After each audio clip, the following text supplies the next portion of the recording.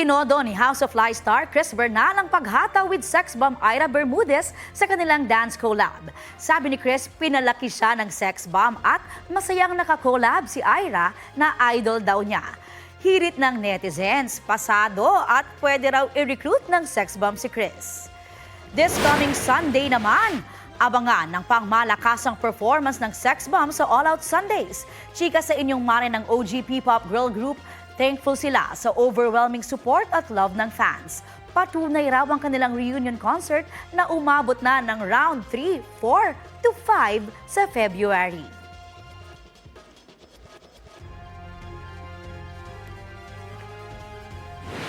Noon kabadong-kabado dahil feeling namin baka wala nang sumusuporta sa amin, wala nang manonood. Ngayon, kinakabahan na kami sa sobrang ang dami-daming sumusuporta. Hindi namin alam kung matutungbasan ba namin. Oo nga.